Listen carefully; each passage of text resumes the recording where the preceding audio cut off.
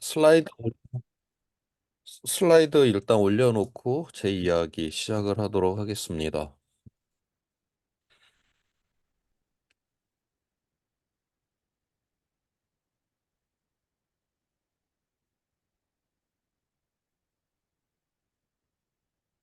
네, 슬라이드 잘 보이시나요? 네, 예, 그러면, 예. 제가 오늘 이제 이야기 드리고자 하는 거는 기후위기에서 이제 담대한 전환이라고 하는 이 이야기인데요. 오늘 첫 시간에는 주로 이제 기후 위기와 관련된 이 이야기를 할 것이고요. 그다음에 다음번에는 우리가 이거를 이제 어떻게 해결을 해야 되는가에 대한 해결 방안에 대해서 그렇게 함께 나눠보도록 하겠습니다. 지금 제가 기후 위기에서 담대한 전환이라고 하는 이런 표현을 썼는데 저 담대한 전환은 제가 만든 용어는 아니고요.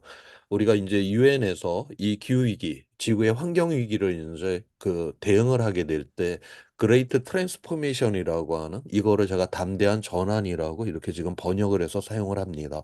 그러니까 오늘날의 지구의 환경, 기후위기를 대응한다라고 하는 거는 우리가 지금까지 살아왔었던 이 세상을 조금 수정하거나 보완을 하거나 이런 식으로다가는 근본적으로 해결이 불가능하다라고 지금 보고 있어요. 그래서 지금 이거를 해결을 하는 거는 우리가 지금까지 한 번도 살아보지 않았던 이러한 새로운 세상을 우리가 상상을 해내야 되고 그런 세상을 만들어야 된다. 그러한 측면에서 담대한 전환, 그레이트 트랜스포메이션이라고 그렇게 표현을 하고 있습니다. 바로 이제 그에 대한 이야기입니다. 여기 맨 앞에 이제 줄무늬의 그림이 하나가 있는데요. 이거는 지난 100여 년 동안 지구의 평균 기온이 상승하고 있는 모습을 보여주고 있습니다. 우리가 이대로 계속 내달려가게 되면 점점 이 붉은 빛깔이 강해지는 지구가 더욱더 가열이 되는 이러한 상황이 되게 되겠죠. 자, 그렇게 되게 되면 결국 이제 죽음에 이를 수밖에 없다라고 하는 것입니다. 그래서 지금 이 사진은 몇 년 전에 그 영국의 기후 활동가들이 출근 시간에요. 출근 시간에 이 전철 위에 올라가서 비즈니스 애즈 유주얼 지금 이대로 내달린다면 데스 죽음이다라고 하는 이러한 현수막을 펼쳤습니다. 이렇게 전철 위에서 이제 미래를 걱정하면서 이러한 현수막을 펼쳤는데 이게 출근 시간에 전철이니까 이 안에 지금 사람들이 출근을 하는 사람들이 타고 있었어요. 이 사람들은 오늘 제 시간에 출근을 해서 자기 가족을 부양을 해야 되는 오늘의 삶을 또 걱정하는 사람들은 또 이 전철 안에 타 있었다라고 하는 거죠. 이날 이게 이제 이날 이분들이 이 전철이 올라가는 통에 이날 그 런던 출근 시간에 전철이 완전히 런던에서 불통이 되는 이런 사태가 일어났습니다. 나중에 당연히 이 기후 활동가들이 경찰에 의해서 끌려 내려왔었겠죠. 여기 출근하려고 했던 사람들이 막 나와서 막 두들겨 패려고 하는 이런 사태까지 일어났었다라고 합니다. 자, 이 사진에서 지금 이 전철 위에서는 이렇게 미래를 걱정을 하면서 이러한 현수막을 펼쳤고 또 전철 안에서는 오늘의 삶을 또 걱정하는 이러한 모습을 보여주고 있어요. 이렇게 지금 미래와 현재 가치가 충돌을 하고 있는 이러한 모습을 보여주고 있는데요. 인간의 역사라고 하는 게 이렇게 늘 미래와 현재 가치가 또 충돌을 하는 게 인간의 역사이기도 합니다. 자, 그러면 이렇게 미래와 현재 가치가 충돌을 했었을 때 과연 이 역사는 어떻게 변했을까? 대한민국 1962년도로 돌아가서 한번 생각을 해보도록 하겠습니다. 당시 이제 박정희 대통령이 되기 이전에 박정희 의장이었던 시절이었는데요. 당시 울산 공업단지 착공식을 했습니다. 1962년도에. 그때 이제 박정희 의장이 그곳에서 이 치사문을 이제 읽었는데, 오늘날 울산 항복판에 울산 공업탑이 세워져 있어요. 그리고 그 아래 돌판에 그 치사문이 그대로 새겨져 있습니다. 그 내용을 이제 일부를 보게 되면 뭐라고 적혀 있냐. 공업 생산의 검은 연기가 대기 속에 뻗어나가는 그날에 국가 민족의 희망과 발전이 눈앞에 도래하였음을 알 수 있는 것입니다. 그러니까 1960년대에 공장 굴뚝에서 시커먼 연기가 나온다, 대한민국에서. 야, 이제 우리도 물건을 만들어서 이제 우리도 수출을 해서 잘 살게 되었구나. 민족이 중흥을 하게 되었구나. 이렇게 가슴이 벅차올랐다라고 하는 겁니다. 자, 그런데 지금 이제 대한민국에서 우리 동네에 있는 공장 굴뚝에서 시커먼 연기가 뿜어져 나온다? 그러면 저게 내 뱃속으로 들어가고 우리 아이들의 뱃속에 들어가 참을 수 없는 분노를 느낄 거고 온 동네 사람들이 아마 몰려가서 그 공장문을 닫게 하기 위해서 최선의 노력을 다할 거예요. 똑같은 현상인데요. 1960년대에는 야, 민족이 중흥을 한다고 가슴이 벅차올랐고 지금은 우리는 분노로 지금 대하고 있다. 전혀 다른 태도로 지금 보고 있죠. 마찬가지로 이렇게 세상은 변했습니다. 지금 마찬가지로 우리가 지금 뭐 대한민국을 비롯해서 전 세계가 지난 수십 년 동안 이 경제 성장이 대단히 빨랐습니다. 화석연료 태우지 않았으면 정상 상상을 못할 상상을 못하는 것이죠. 이렇게 우리가 오늘날 이만큼 잘 살게 된 건 화석연료 덕분이기 때문에 화석연료한테 굉장한 우리가 고마움을 표현을 해야 되는데 그렇다라고 해서 우리가 앞으로도 계속 화석연료를 이렇게 태울 수가 있냐? 이제는 그렇지가 않다라고 하는 거죠.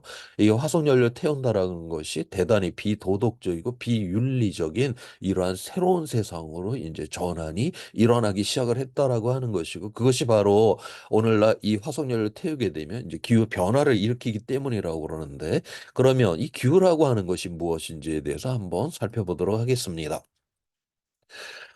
예전에 미국의 트럼프 대통령이었던 그 시절에 그때 미국의 동북부가 겨울철에 엄청나게 추웠습니다.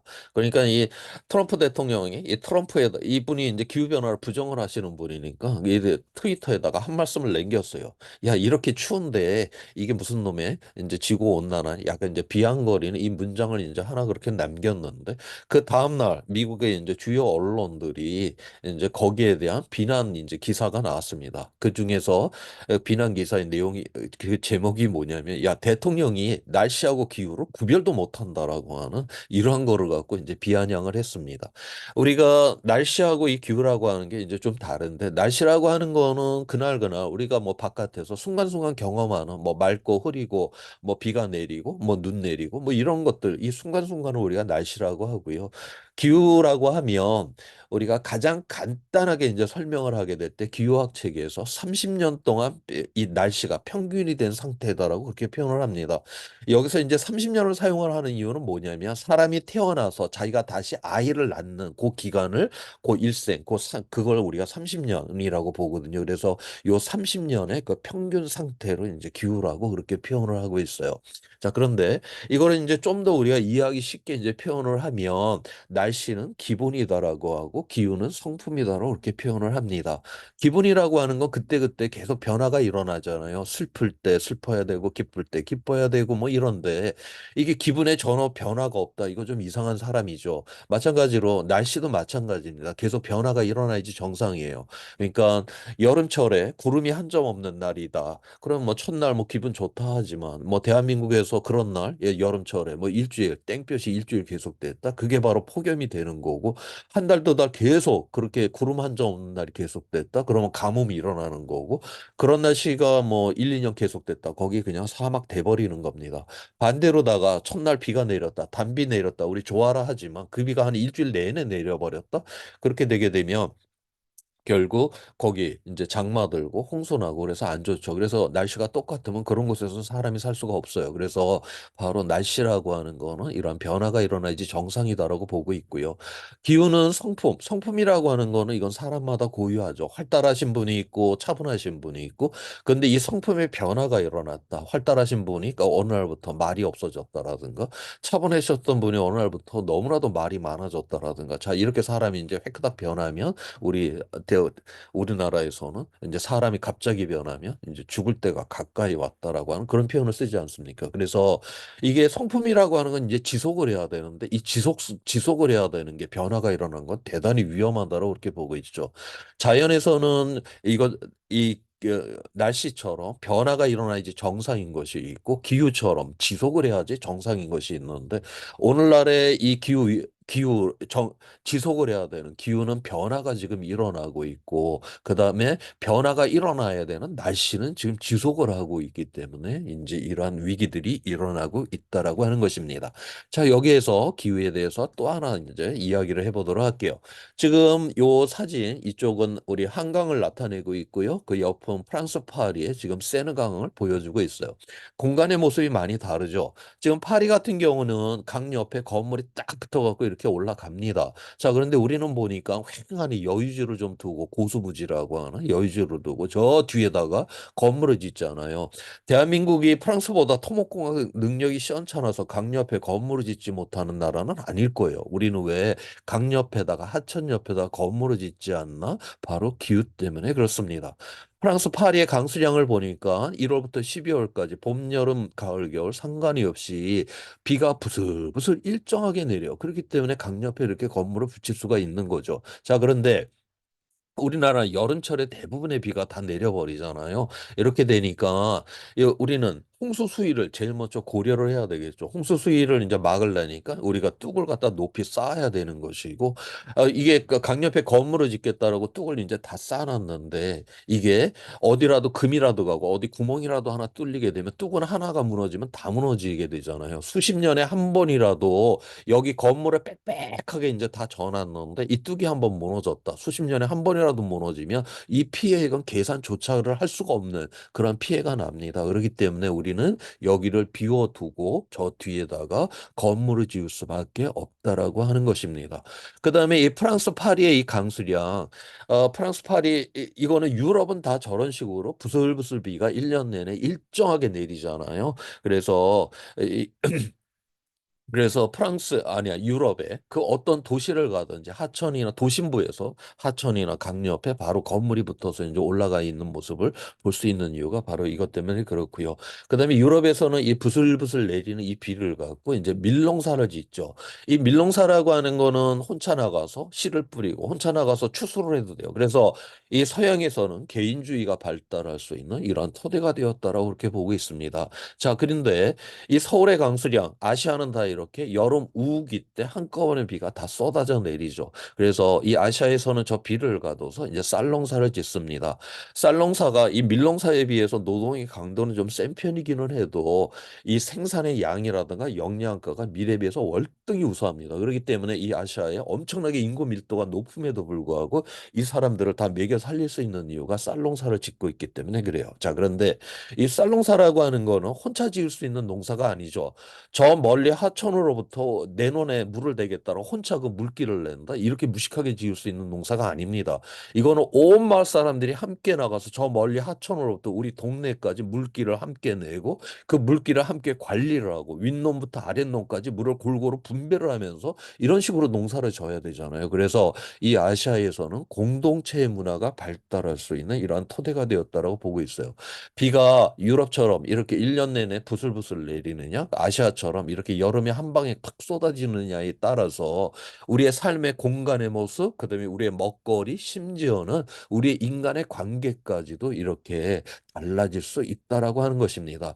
자, 이렇게 우리가 기후라고 하는 걸 별로 의식하고 살아가고 있지는 않지만 우리는 이렇게 기후에 우리의 생존이 지금 딱 맞춰져 있는데 바로 이 기후에 맞춰진 이 지속을 해야 되는 이것이 지금 변화가 일어나고 있다. 결국 우리의 생존에 지금 변화가 있을 수밖에 없는 이러한 상황이 되었다라는 것을 우리가 알 수가 있습니다. 자, 그런데 우리 인류, 그러니까 우리 호모 사피엔스, 현생 인류가 우리 지구상에 이제 이 등장을 한 거를 약 뭐 한 20만 년, 30만 년 전이면 뭐 우리 비스무리한 존재가 이 지구상에 등장을 했다라고 하는 거죠. 자, 그런데 우리가 이 역사책에서 신석기, 그러니까 농업을 시작한 거는 고작 10,000년 전의 일이단 말이죠. 오늘날 우리는 몇십 년 만이면 온 세상을 다 바꿔내는 이러한 존재들인데 어떻게 우리 조상들은 그 긴 시간을 구석기 시대에서 벗어나지 못했을까? 그거를 설명을 해주는 과학의 사실입니다. 자, 여기가 현재이고요. 여기가 지금 10만 년 전이에요. 그래서 지난 10만 년 동안 이 북반구에서의 지금 기온의 변화를 지금 보여주고 있습니다. 여기서 지금으로부터 12,000년 전을 보니까 기온이 많이 낮죠. 그래서 우리가 이때를 빙하기다라고 그렇게 부릅니다. 빙하기라고 해갖고 이게 뭐 지구를 갖다가 다 얼음으로 둘러싼 건 아닙니다. 지금 빙하기 때 요때 가장 추웠을 때 약 육지 면적의 약 4분의 1 정도를 덮습니다. 지금 카나다 같은 경우는 대부분이 이 빙하기 때는 이제 그 빙하가 다 덮였었고요. 이 아시아에서는 빙하가 저 시베리아 북쪽까지만 확장이 됩니다. 그러니까 이 빙하기 때 이 한반도 우리나라는 전혀 여기는 빙하 구경도 못했어요. 여기는 그냥 생태계 그냥 뭐 식물도 다 있었고 동물들 다 그냥 있었습니다. 그럼에도 불구하고 왜 이 땅에서 농업을 할 수가 없었느냐? 바로 그 이유이죠. 자, 먼저 기온이 낮잖아요. 이렇게 기온이 낮게 되면 바다에서 수증기가 많이 만들어지질 않습니다. 당연히 구름이 적게 만들어지겠죠. 그러니까 이때는 이게 비가 많이 안 내려서 지금보다 굉장히 건조했었다라고 그렇게 추정을 합니다. 그다음에 보니까 이 빙하기 때는 이 기온이 막 올라갔다 내려갔다 굉장히 심하잖아요. 이 기후의 변동성이 굉장히 컸다라고 하는 겁니다. 자, 이렇게 기후의 변동성이 커지게 되면 어떤 일이 일어나냐면 극단적인 날씨가 굉장히 자주 일어나게 돼요. 그래서 지금보다 이 빙하기 때는 한 10배 정도의 극단적인 날씨가 일어났었다고 그렇게 추정을 합니다. 뭐 대한민국에서 가장 극단적인 날씨하면 태풍이죠. 태풍이 하나 우리 평야지대를 쓸고 지나간단 말이에요. 그러면 뭐 벼 세우게 하고 해갖고 겨우겨우 한 해 추수가 가능합니다. 자, 그런데 만약에 매년 우리나라에 이렇게 태풍이 한 10개 정도가 우리나라를 쓸고 지나간다. 그러면 누가 농사를 짓겠습니까? 그렇게 허리 아프게 농사를 져놨더니 나달이 서너 개 밖에 달리지를 않는다. 인간은 결코 이러한 전망 속에서는 결코 씨앗을 심는 농업을 하지 않는다라고 하는 것이죠. 그래서 바로 지금 빙기 때, 빙하기 때 이때는 우리 학교에서 배웠던 바로 수렵과 채집. 그러니까 동물도 쫓아다니면서 때려잡아 먹고 이미 달려있는 거 따먹는 수렵과 채집으로 밖에는 생존을 할 수밖에 없었다라고 하는 것입니다. 그러다가 2만 년 전부터는 우리 천문학적인 조건이 변하면서 이제 기후가 따끈따끈해지기 시작을 했어요. 그래서 기온이 쫙 올라갑니다. 올라가갖고 지금으로부터 12,000년 전을 보니까 기온이 많이 올라갔죠. 자, 여기서 기온이 올라갔다라는 것보다 더 중요한 건 이때부터는 기온이 굉장히 안정화가 되잖아요. 기후가 저렇게 딱 안정이 되니까 저때서야 비로소 우리 인간은 씨앗을 심는 농업이 저기에서 출현을 하게 되었다라고 하는 겁니다. 그래서 지금 지금 전 지구에 우리 80억이라고 하는 사람들이 지금 살아가고 있어요. 이 사람들을 먹일 수 있는 유일한 방법은 우리가 구석기 시절에 수렵 채집으로 먹일 수 있는 게 아니죠. 농업만이 이 80억을 지금 먹여 살릴 수가 있는데 지금 이 12,000년 동안에 굉장히 안정했던 이 기후 조건이 있잖아요. 46억 년의 지구의 역사에서 이거는 유일했고 특별했던 이러한 기후 조건입니다. 아직 기후 과학자들이 왜 이렇게 기후가 안정적이었지? 몰라요. 아, 아무튼 이 모르는 이 너무나도 유일했고 이 특별했던 이런 특수한 조건에서 농업이 가능했고 여기서 우리의 문명을 만들어냈는데 지금 우리 스스로가 이 안정적이었던 이 기후 조건을 무너뜨리려고 하는 것. 그래서 바로 이 인간에 의한 우리 스스로가 이 안정적인 조건을 지금 무너뜨리려고 하는 것이 바로 오늘날 기후 위기의 본질이다라고 하는 것입니다. 자, 여기서 그런데 우리는 하나의 또 질문을 던지게 됩니다. 우리가 또 세계사 시간에서 지금 농업은 이제 한 10,000년 전에 시작을 했는데 문명의 탄생은 뭐 한 6천 년 전에 출현을 했다라고 그렇게 보고 있잖아요. 그러면 수천 년 동안 도대체 우리 인류는 왜 그러면 문명을 만들지 못했을까? 그 질문을 또 던져보게 됩니다. 자, 거기에 대한 이야기예요.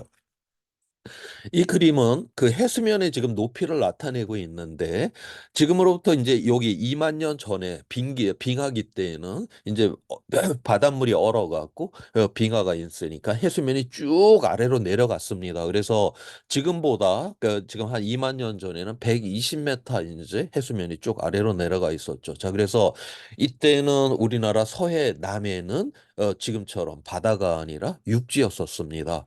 지금 그 제주도 동굴에서 수만 년 전에 그 구석기 시절의 유물들이 나와요. 이분들은 배 타고 제주도 간 거 아닙니다. 그 수만 년 전에는 남해가 다 육지였었기 때문에 터벅터벅 걸어갖고서 제주도 가갖고 그 동굴에다가 구석기 시절의 유물을 남겨놨다라고 하는 거죠.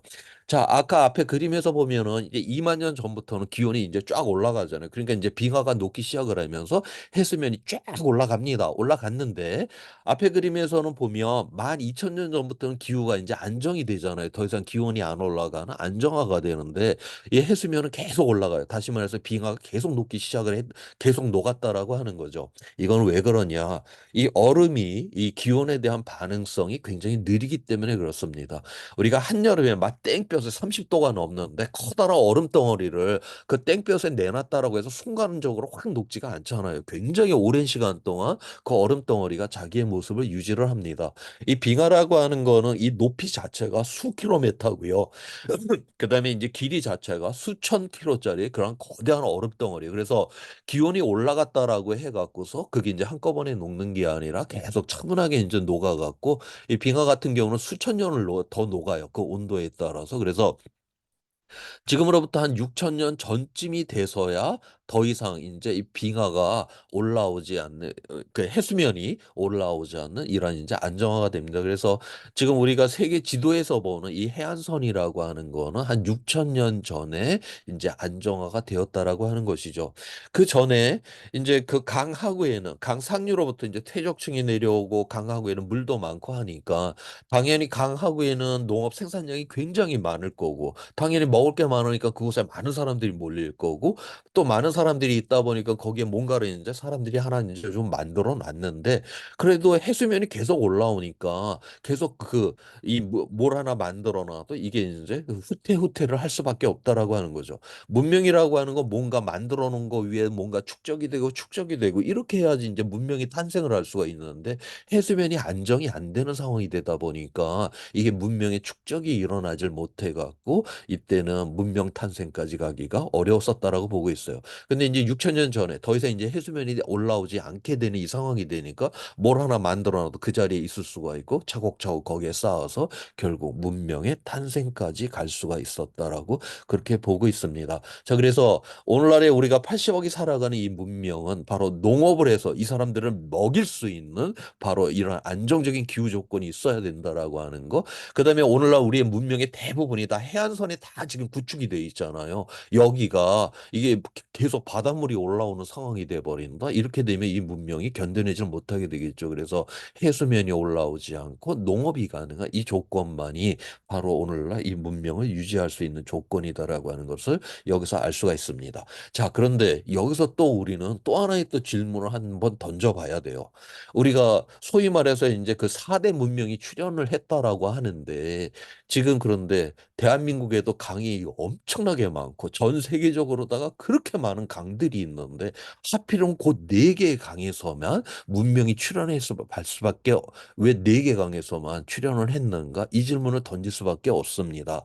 자, 여기에 보면 이 네 개가 아주 공통점이 하나가 있어요. 이게 보면 다 이제 건조 지역들인데 지금 우리가 지금 강하구들을 보면 지금 인간들이 다 개간을 해내서 뭐 농가 밭이 다 돼 있죠. 그렇지만 수천 년 전으로 돌아가서 한번 생각을 해보세요. 거기는 나무가 빽빽해 갖고 나무 뿌리들이 다 엉켜져 있는 이러한 상황이었습니다. 자, 그런데 문명이 탄생할 때는 청동기 시절이죠. 청동기는 이거 만드는데 비용이 굉장히 비쌌잖아요. 그래서 이거 귀족들만 사용할 수 있는 금속입니다. 우리 일반인들이 금속을 사용한 건 이거 철기 시대 이후의 일이거든요. 자, 그러면 이게 금속도 없이 그 나무 뿌리가 엉켜져 있는 강하구로 어떻게 개간을 합니까? 손도 못 댑니다. 그래서 근데 이 네 지역은 보면 강 상류에서 물이 많기 때문에 강하구에 물은 많지만 다 이 지역들은 다 건조 지역들이에요. 강하구들이. 그렇기 때문에 숲이 발달을 안 했죠. 강하구에. 그래서 땅이 푸석푸석한 거예요.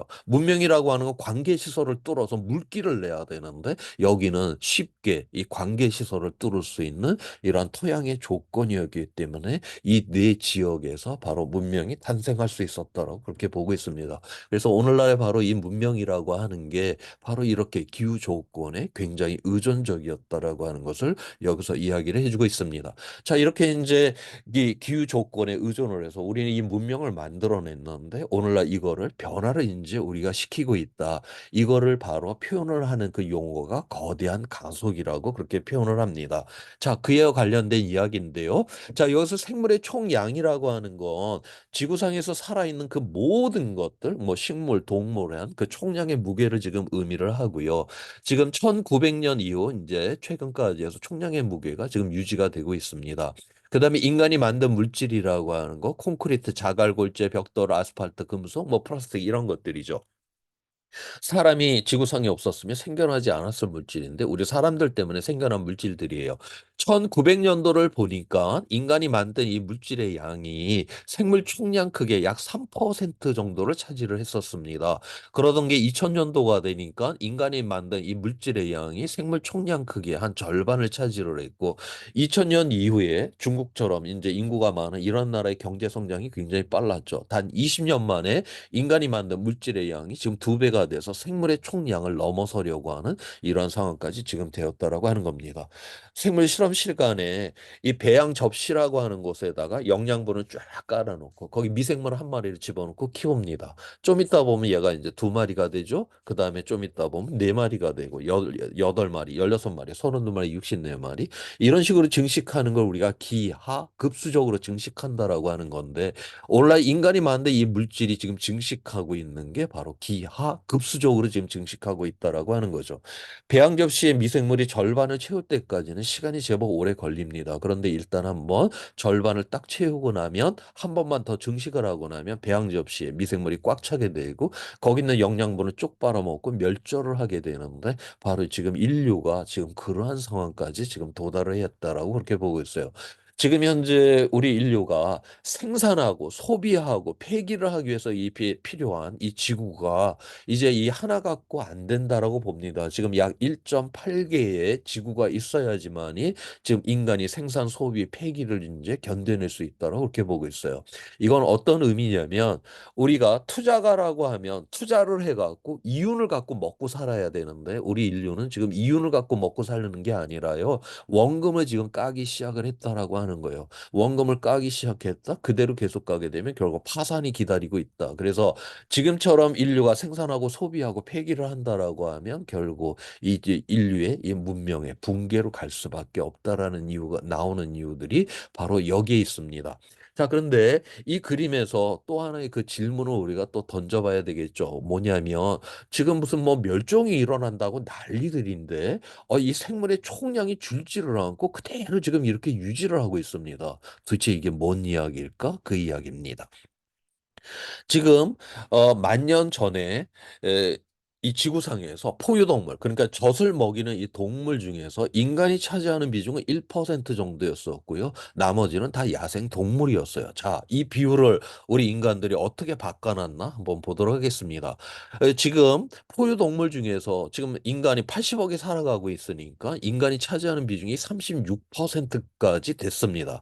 그다음에 우리가 고기하고 우유를 얻기 위해서 키우고 있는 가축이 지금 58%예요.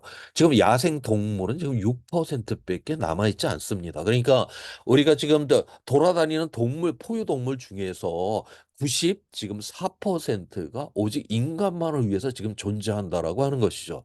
그다음에 식물은 또 어떨까요? 우리가 지금 논과 밭 그거 거기서 식물이 자란다라고 해서 그 생태 친화적이지 않습니다. 우리가 수천 년 전으로 돌아가서 한번 생각을 해보세요. 거기는 다양한 식물들이 가득 그렇게 있었을 것이에요. 그런데 오늘날 보면 우리에게 필요한 작물, 단일 작물들로만 다 지금 심어놨잖아요. 그래서 이 지구상의 생물의 총량은 지금 줄지가 않고 있어요. 그런데 그건 인간만을 위해서 그렇게 줄지 않고 있지만 그 생물의 다양성이 지금 어마어마하게 빠르게 지금 우리 인간들 때문에 붕괴가 일어나고 있다. 이 세상의 모든 이 생명들이 오직 인간만을 위해서 존재를 한다. 뭔가 이게 창조의 질서하고는 굉장히 지금 벗어나 있다라고 하는 거를 우리가 여기서 알 수가 있는 것입니다. 자, 그래서 이 과학자들이 이거 지금 큰일 났다. 그러면 오늘날 이 위기의 본질이라고 하는 건, 이 지구라고 하는 건 물질로 돼 있잖아요. 물질이라고 하는 거는 이건 유한한 세상이잖아요. 그런데 우리는 이 유한한 이 지구에서 무한한 인간의 세상을 만들 수 있을 것이다 생각하고 내달리다가 진짜로 이 지구의 유한성을 넘어서 버리는 이런 상황. 그래서 스스로 파국으로 갈 수밖에 없는 이런 상황이 되었다.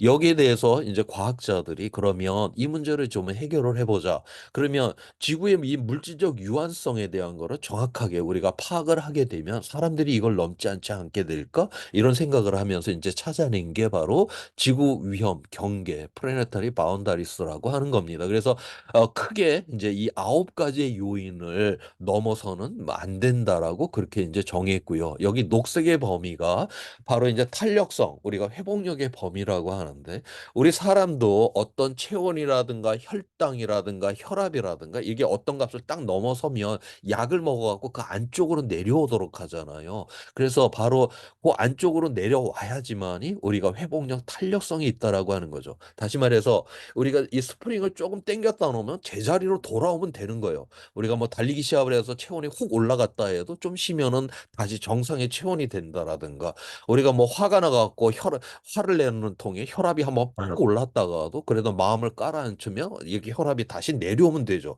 이게 체온이 올라갔다가 떨어지지 않는다라 혈압이 올라갔다 내려오지 않는다. 이거 굉장히 위험한 상황이죠. 마찬가지로 스프링을 쪼금 당겼다가 다시 제자리로 돌아오는 이런 회복력, 탄력성이 있으면 되는 건데 이걸 확 당기면 다시는 제자리로 돌아오지 않지 않습니까? 그래서 바로 이 녹색의 범위가 회복력, 탄력성의 범위이고 이거를 넘어서면 이 탄력과 회복력을 상실하는 이러한 영역으로 들어간다라고 그렇게 보고 있어요. 지금 그런데 이미 굉장히 많은 이러한 요인들이 이미 이 회복과 탄력성의 범위를 지금 넘어서려고 하는 이러한 상황들이 지금 이미 되었다라고 하는 것입니다. 왜 이런 상황이 되었나? 우리가 뭐 쉽게 이야기를 해서 바로 인제 산업화 때문에 이런 이야기를 이렇게 되었다. 여기 지금 붉은색으로 칠해 놓은 것들이 바로 인제 산업화 때문에 이런 위기가 일어났고요. 그다음에 여기 녹색으로 칠해 놓은 것들은 이거는 바로 농업 때문에 지금 일어난 위기입니다. 우리가 이 80억을 먹여 살리느라고 이 토지의 사용이라든가 물의 사용이라든가 이런 거를 통해서 생태 파괴가 굉장히 지금 심각하다라고 하는 거예요. 자 그런데 우리 사람들은 그 생산한 식량의 지금 3분의 1을 갖다 쓰레기로 지금 내다 버리고 있습니다. 그래서 오늘날 이 지구의 위기, 기후의 위기를 극복한다라고 하는 것은 바로 이 먹거리에 있어서도 엄청난 혁명이 필요하다라는 이야기가 나오는 이유가 또한 여기에 있는 것입니다. 이 중에서 가장 핵심적인 이 위험을 이 생물 다양성의 붕괴 위험, 그다음에 기후 변화의 인제 위험이다라고 그렇게 보고 있어요. 그래서 유엔에서는 이 생물 다양성을 보호를 하는 이러한 협약들을 계속 맺으려고 하고 기후 변화와 관련된 이런 대응 조치를 취하려고 하는 이유가 이 두 가지가 있고요. 이 중에서도 바로 기후 변화는 자 단독적인 것이 아니라 다른 모든 이러한 요인에 영향을 미치기 때문에 가장 핵심적인 위험이다라고 그렇게 부르고 있습니다. 그래서 지금 지난 인제 이 기후 변화에서 지난 인제 2000여 년 동안 지구의 평균 기온이 변화되고 있는 모습을 여기 지금 보여주고 있습니다. 여기 검은 실선으로 되어 있는 건 이산화탄소 농도의 지금 변화를 보여주고 있는데요. 산업혁명 이후에 우리가 화석 연료를 많이 태웠고 그에 따라서 이산화탄소 농도가 인제 빠르게 이렇게 상승을 했죠. 그와 함께 인제 이렇게 기온도 빠르게 상승을 했습니다. 우리 인간들이 얼마나 기온을 상승했나 봤더니 약 1 도를 지금 상승을 시켰어요. 우리가 뭐 하루의 변화라든가 계절의 변화를 보면 굉장히 크게 온도가 변하잖아요. 이거는 그런 하루의 변화, 계절의 변화가 아니라요. 이제 1년 동안 전 지구의 평균 온도가 지금 1 도가 지금 우리를 상승시켰다라고 하는 겁니다. 이 의미는 뭐냐면 앞서 그림에서 보니까 뭐 빙하기 간빙기 때 보니까 막 기온이 막 올라갔다 내려갔다 막 하잖아요. 자연도 자연 스스로 기온이 상승됐다 내려갔다 이런 자연 스스로도 이런 기온의 변화가 있습니다. 그래서 우리 이 자연에서 가장 빠르게 상승될 때 그 속도가 어느 정도냐면 1000년의 1도 상승이 자연에서는 가장 빠른 기온 상승 속도입니다. 근데 우리 사람들은 지금 화석연료 태워서 한 100년 만에 지금 1 도를 상승시켰다라고 하는 거죠. 이거는 그러니까 우리는 자연에서 가장 빠른 속도보다 이미 10 배나 빠르게 지금 변화를 일으켰다라고 하는 것입니다. 자 이렇게 되면 어떤 일이 일어나냐. 기후가 인제 균형을 딱 잡고 있었는데 자연에서 뭐 가장 빠른 속도보다 10 배나 빠르게 확 변화가 일어나니까 이 기후의 균형이 확 무너지게 되는 거예요. 그러면서 이 기후가 불안정하게 되고 그에 따라서 극단적인 날씨가 굉장히 빠르게 증가를 하게 됩니다. 자 바로 그 모습을 보여주고 있는데요. 지금 이 그림은 그 한 해 동안 전 세계적으로 극단적인 날씨가 몇 개가 일어났는가를 지금 보여주고 있어요. 1980년도에는 전 세계적으로 약 200개 정도의 극단적인 날씨가 일어났었는데 최근 들어와서는 900개를 지금 돌파를 하고 있습니다. 우리 인간은 고작 지구 평균기온을 1도밖에 상승시키지 않았는데 지난 40년 동안의 극단적인 날씨는 이미 4배 이상이 되었다라고 하는 거예요. 특히 2000년대 이후부터는 이 극단적인 날씨가 본격적으로 뚜렷하게 이제 증가를 하고 있는 이러한 특성을 지금 보여주고 있죠. 그래서 지금 우리가 온실가스 배출량을 줄이지를 않는다면 굉장히 이제부터 이 극단적인 날씨가 더욱더 뚜렷하게 우리 눈앞에 드러나게 될 거다라고 그렇게 전망을 하고 있습니다. 지금까지는 제가 과거부터 현재까지에 대한 이 변화에 대한 이야기를 했고요. 이제 미래에 대한 이야기를 한번 해보도록 하겠습니다. 이 그림은 우리 전 세계가 이제 기후위기를 대응할 때 그 기준이 되는 그 보고서가 유엔에서 나오는 이제 IPCC 정부 간 기후변화 협의체라고 하는 곳에서 나온 이 보고서를 기준으로 하죠. 이 보고서가 작년에 이제 6차 보고서까지 지금 나와 있습니다. 그 6차 보고서 이제 마지막에는 IPCC 6차 정책 결정자를 위한 보고서라고 하는 게 나와요. 그 정책 결정자는 보고서 이거를 갖고 유엔에서 이제 기후 변화 협약과 같은 이런 협상을 하게 됩니다. 그 보고서에 이제 그 정책 결정자를 위한 보고서의 첫 번째 이제 그림입니다. 1900년도에서 2100년까지 이제 지구 평균 기온의 변화를 지금 보여주고 있는데요. 여기서 세로줄 한 줄 한 줄은 한 해 한 해의 평균 기온을 지금 나타내고 있어요. 저기 하늘색으로 표시된 건 평년보다 온도가 낮았다라고 하는 걸 의미를 하고요. 빨간색이 점점 진해지는 거는 점점 지구가 가열되고 있다라고 하는 것을 보여줍니다. 2020년도를 기준으로 해갖고 정확하게는 지금 1.1도가 지금 상승이 되어 있는 그러한 상황에 있습니다. 그 다음에 2100년 미래를 보니까 미래 기후가 하나가 아니라 굉장히 여러 개로 이렇게 나오잖아요. 이건 뭐냐면 앞서 이야기를 했듯이 우리 인간은 자연에서 가장 빠른 속도보다 지금 10배나 빠르게 기온을 상승시키고 있으니까 이제 미래 기후는 자연이 결정을 못 합니다. 우리 인간들이 어떤 세상을 만드느냐에 따라 갖고 온실가스 배출량이 달라지게 될 거고 거기에 따라서 미래 기후가 결정난다라고 하는 것이에요. 그런데 우리 인간들이 도대체 미래에 2100년까지 어떤 세상을 만들었는지 이게 지금 불확실해요. 그래서 아마도 요런 세상, 저런 세상, 이런 세상 우리가 이거를 시나리오다라고 그렇게 부릅니다. 그 시나리오에 따라서 이제 여러 가지의 미래 이런 기후가를 갖다가 이제 전망을 합니다. 자, 이 중에서 우리가 SSP 원 시나리오라고 하는 거 이게 이제 1.5도나 2도를 막을 때만이 우리에겐 지속 가능성이 있다라고 보고 있는데요. 우리가 이게 0에서 출발하는 게 아니라 우리는 이미 1.1도로 상승시켜 놔 버렸잖아요. 그래서 우리에게 이 지속 가능한 가능성이 상당히 많이 줄어 있다라고 하는 것을 여기서 이야기를 해주고 있습니다. 오늘날의 이 기온 상승에 대해서 이제 안토니오 구테우스 유엔 사무총장이 우리는 기후 지옥을 향한 고속도로에서 가속 페달을 밟고 있는 중이다라고 하는 이런 표현을 썼어요. 우리가 시내에서 시속 50km로 달리다가 한 10km를 가속해서 60km로 달리고 한 70km로 달리고 이럴 때 뭐 50km로 달릴 때나 60km, 70km로 달릴 때는 그 위험을 갖다 그렇게 금방 감지를 잘 못합니다. 마찬가지로 우리가 0.5도를 상승시켰을 때나 0.6도가 됐다, 0.7도가 됐다. 그 0.1도, 0.1도에 따라서 그 기후 변화를 갖다 우리가 금방 그렇게 감지를 지금까지는 잘 못했었어요. 자, 그런데 지금 우리는 1.1도를 지금 상승시켰으니까 우리가 고속도로에서 110km를 지금 밟고 있는 중입니다. 110km에서 사고가 나면 큰 사고는 나지만 고속도로에서 110km면 아직 정상 속도라고 볼 수 있는 그러한 속도이기도 해요. 자, 그런데 지금부터 우리가 110km에서 10km 가속을 해서 120이 되고 130이 되고 140이 되고 이제부터는 이제 가속을 하게 되면 막 차가 흔들리고 하는 게 그 전에 이렇게 가속할 때랑은 전혀 다른 그런 상태가 된다라고 하는 거죠. 마찬가지로 지금 1.1도가 올랐는데 여기서 0.1도, 0.1도 이제 오를 때마다 이제 점점 이 극단적인 날씨는 더 자주, 더 강하게, 더 명백하게 이제 우리 눈앞에 보이게 될 것이다. 그래서 지금부터는 0.1도, 0.1도 이 하나하나를 막는데 지금 최선을 다해야 되는 바로 그러한 상황이다라고 보고 있어요. 우리가 1.5도를 1.5도까지 상승을 시켰다. 시속 150km로 달린다라는 것이고요. 2도로 상승시켰다. 시속 200km로 달린다라고 하는 겁니다. 우리가 2도도 막지도 않아 갖고 한 3도까지 올려버렸다. 시속 300km 고속도로에서 달린다. 이건 결국 죽음을 의미를 하는 속도잖아요. 우리가 지구 평균연이 한 3도까지 올라갔다. 이건 거의 문명의 붕괴로 갔다라고 그렇게 봐야 된다라고 하는 것입니다.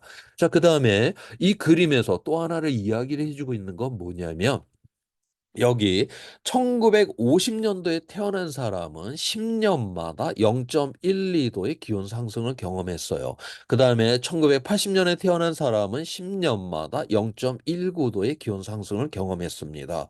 이건 뭐냐면 나이가 어리면 어릴수록 이 기후가 점점 더 가중된 위험으로 드러나게 될 거다라고 하는 것이죠. 지금 이 우리가 지금 기성세대는 화석연료를 태워갖고 굉장한 편익을 이제 누렸잖아요. 자, 그래서 그 화석연료를 태웠으니까 거기서 이산화탄소가 나왔는데 이 이산화탄소가 그냥 없어지면 될 텐데 얘는 한 번 나오면 수백 년, 수천 년 동안 그냥 공기 중에 그대로 남아 있습니다.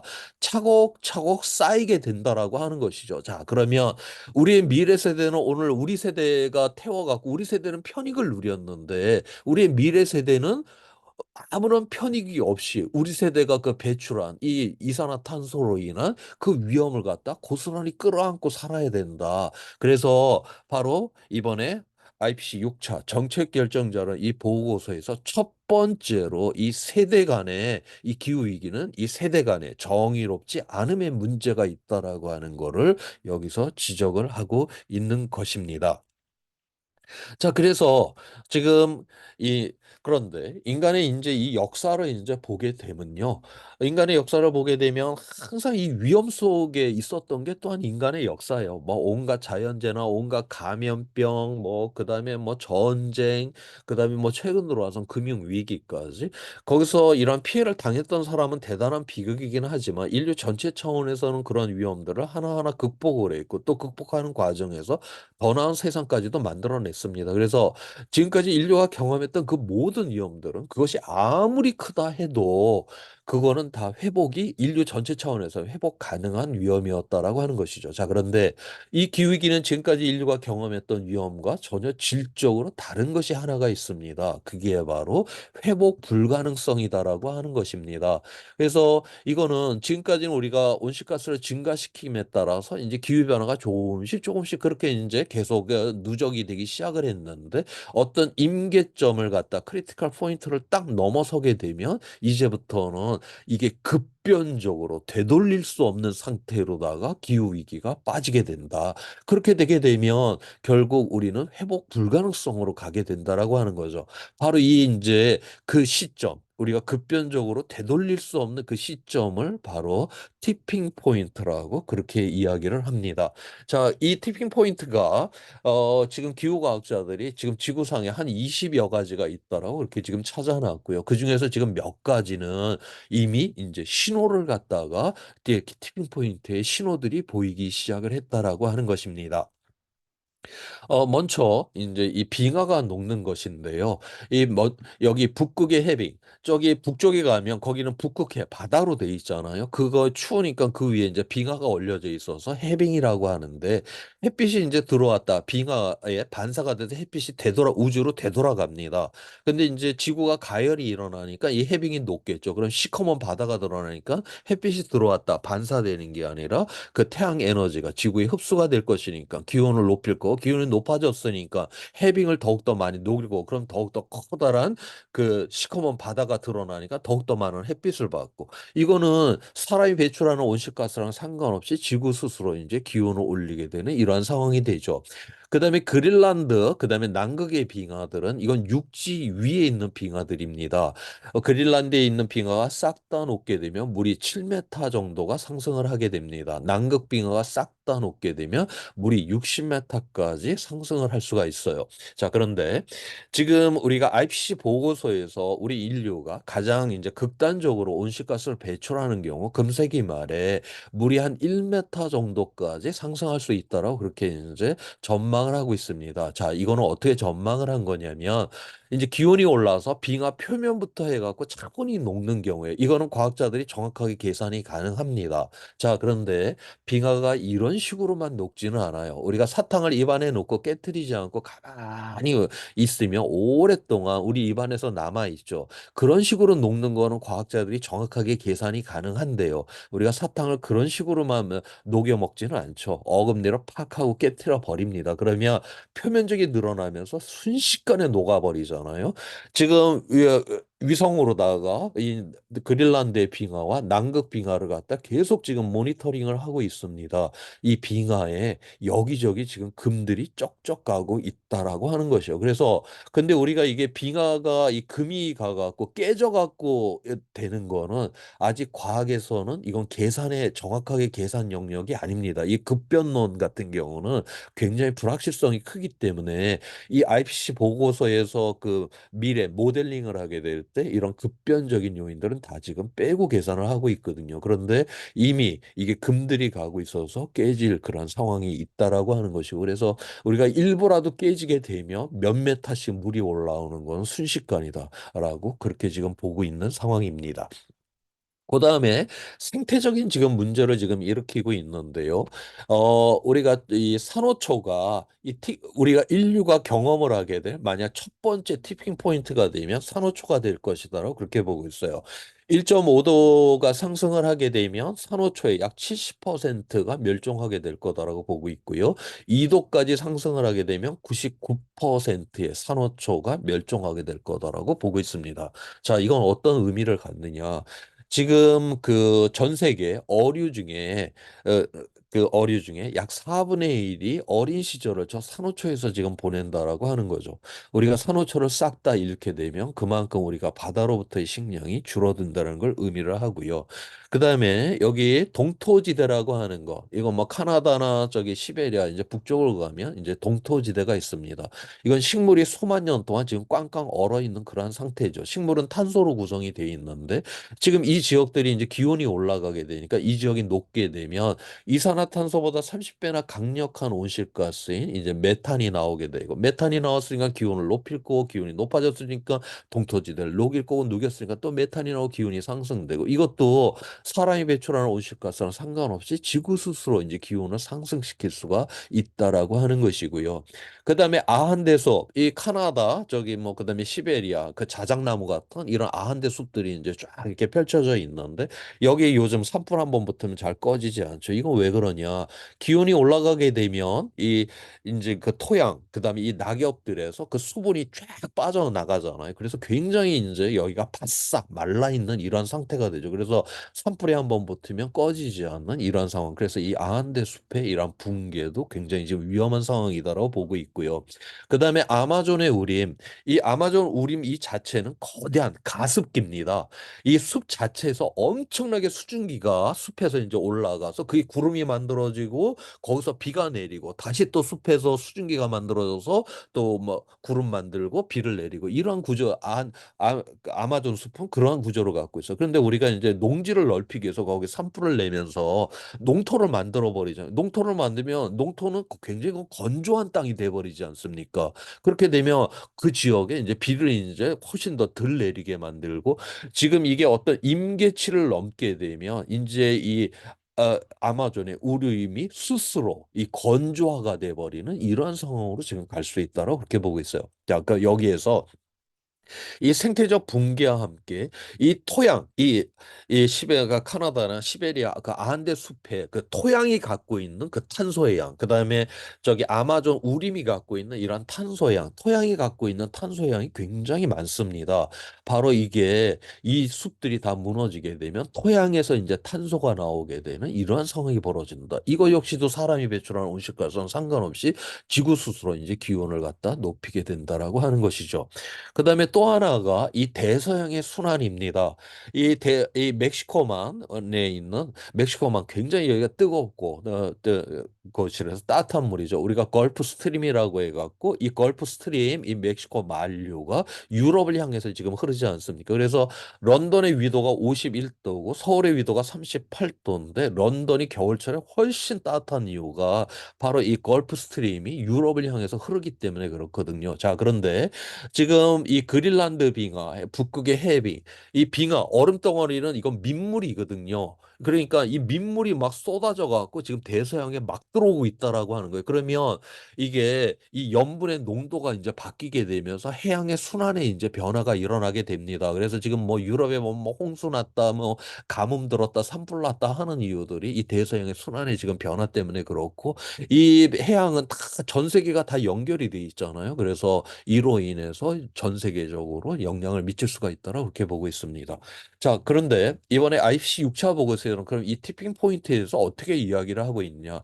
지금 현재 과학자들이 아직까지는 이 티핑 포인트가 이번 세기 안에 일어난다라고 하는 확실한 증거는 없다라고 그렇게 표현을 하고 있습니다. 그러면서도 이러한 가능성은 있다라고 그렇게 표현을 하고 있어요. 증거는 없는데 가능성이 있다? 야, 이걸 우리가 어떻게 이해를 해야 될까?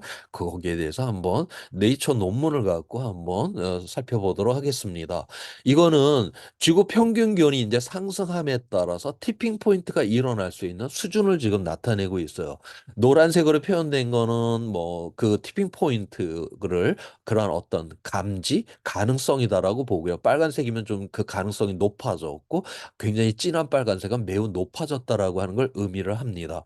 여기서 2001년도는 IPCC 3차 보고서가 나올 때고요. 2007년도는 4차 보고서, 2013년도는 5차 보고서, 그다음에 2018년도는 인천 송도에서 IPCC 특별 총회를 열었습니다. 그래서 지구 평균 기온 1.5도를 막아야 된다라고 하는 글로벌 워밍 이제 1.5도에 대한 합의가 바로 인천 송도에서 이루어졌었는데 바로 그 결과를 나타내고 있고요. 자, 지금으로부터 20년 전인 2001년도 IPCC 3차 보고서에서는 한 5도 이상이 돼야지 이 티핑 포인트가 일어날 가능성이 높다라고 그렇게 평가를 했었습니다. 자, 그런데 과학적 증거가 점점 쌓이면 쌓일수록 이 온도가 점점 지금 떨어져 갔고요. 작년에 나온 이 IPCC 6차 보고서에서는 1.5도가 높아도 티핑 포인트가 일어날 가능성이 대단히 높고 2.5도가 이제 넘으면 매우 높은 이러한 상태가 될 것이다라고 보고 있어요. 그래서 우리가 가능성이다라고 하는 거를 그렇게 무시할 수는 없다. 왜냐하면 과학적 증거가 쌓이면 쌓일수록 이거는 우리 눈앞에 명백하게 드러난다라고 하는 거죠. 예를 들어서 IPCC 1차 보고서가 1990년도에 나왔고 2차 보고서가 1995년도에 발간이 됐어요. 그때만 해도 이 인간에 의한 오늘날의 기후 위기의 가능성이 매우 크다라고 표현을 했지 이거를 정량적으로 표현은 못했습니다. 그 당시 과학적 증거만을 갖고서요. 그런데 2001년도에 3차 보고서가 나올 때 처음으로 이걸 정량적으로 3분의 2 이상의 확률, 그러니까 67% 이상의 확률로 오늘날 이 기후 위기는 인간 때문이다라고 선언을 했고, 그다음에 2007년도 4차 보고서 때는 90% 이상의 확률, 2013년도 5차 보고서 때는 95%의 확률, 그다음에 작년에 나온 6차 보고서에서는 99% 확률이라고 이렇게 이제 표현을 하고 있거든요. 그래서 이 과학적 증거가 쌓임에 따라서 이제 명백하게 보이는 바로 티핑 포인트도 과학적 증거가 쌓임에 따라서 더욱더 우리 앞에 명백하게 보여질 거다라고 그렇게 보고 있습니다.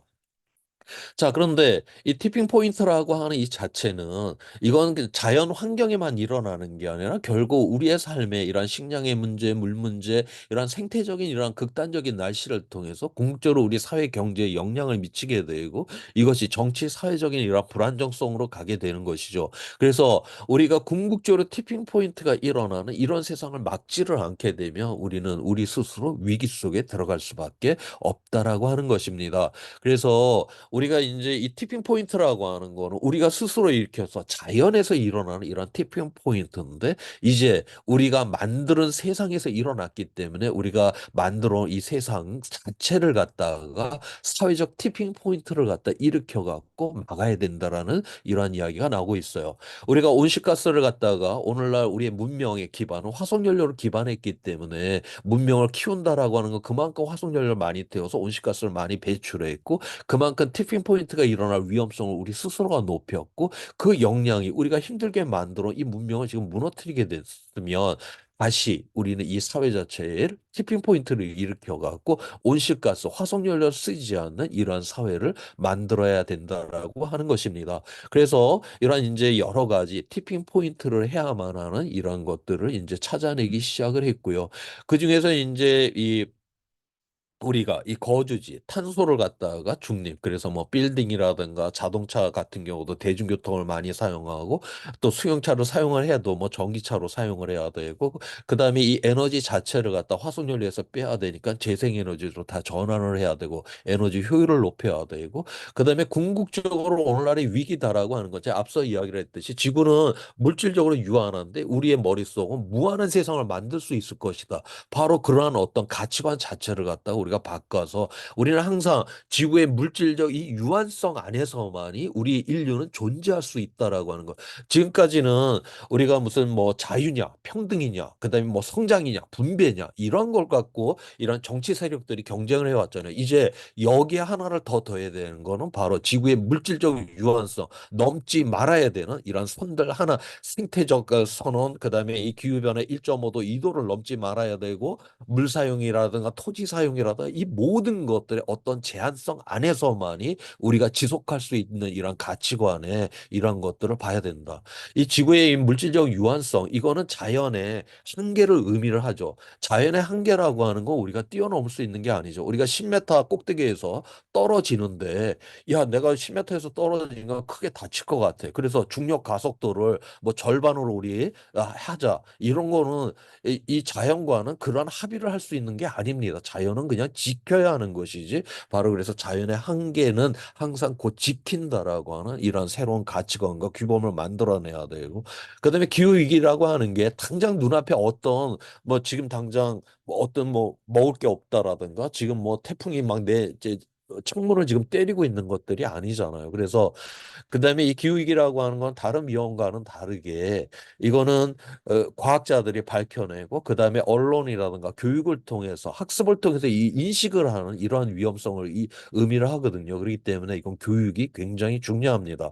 이 교육이 중요한 여기에 또 하나의 그런 어떤 것은 뭐냐면 지금까지 위험은 다 우리 눈앞에 보이는 위험에 대한 것이고 그거는 우리 인류가 굉장히 적극적으로 잘 대응을 해왔어요. 자, 근데 기후 위기는 이제 앞으로 일어날 위험인데 바로 우리가 이렇게 앞으로 일어날 위험도 미리 인식을 하고 만약 이거를 극복하는 단계에 이르렀다 그러면 이건 인류사적으로다가 굉장한 인류에게서는 전진이 되는 이러한 상황이 될 거다라고 보고 있습니다. 그다음에 이 정보 우리 이렇게 식품 같은 데 보면 그 뭐 영양분이라든가 재료라든가 이런 게 거기 다 이렇게 적혀져 있잖아요. 그것처럼 모든 이런 생산품에 대해서는 이거를 만들기 위해서 필요로 했던 온실가스가 어느 정도 들어갔는지 이런 것들이 다 표시가 돼야 된다라고 하는 것이고 그렇게 되면 이제 소비자 입장에서 똑같은 물건이라도 우리가 온실가스가 덜 배출된 이런 물건을 선택할 수 있게 해주는 것이고 그런 모든 물건에 그러한 것이 다 이제 우리가 추적이 가능하다라고 하면 이제 정부 입장에서는 이 온실가스를 갖다 다 추적을 해갖고 이거를 규제를 한다던가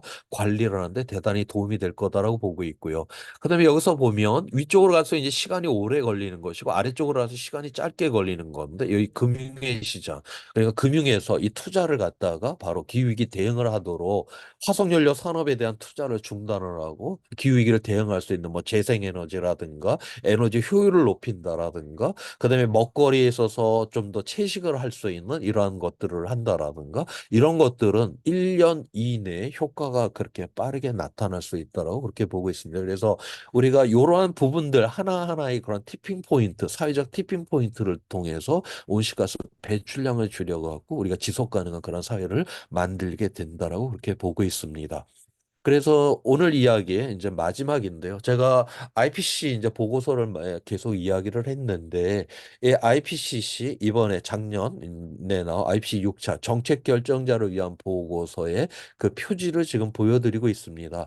이번 이 보고서 표지의 이 사진은 지금 대한민국 사진이 여기 지금 붙었습니다.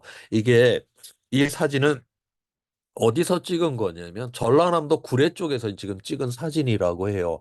이 사진의 제목이 새벽을 여는 안개입니다. 새벽에 찍었으니까 이제 저 숲 사이에 저렇게 안개가 껴 있죠. 그래서 뭔가 우리가 가고자 하는 길에 이 안개가 껴서 지금 희귀무례한 이런 상황을 보여주고 있어요. 그렇다라고 해갖고 뭐 깜깜한 밤이어서 앞이 안 보이는 이런 상황은 아니죠. 안개가 껴서 뭔가 희귀무례하기는 해도 우리가 가야 되는 그 길에 그 불빛은 아직까지는 희미하게 남아 있잖아요.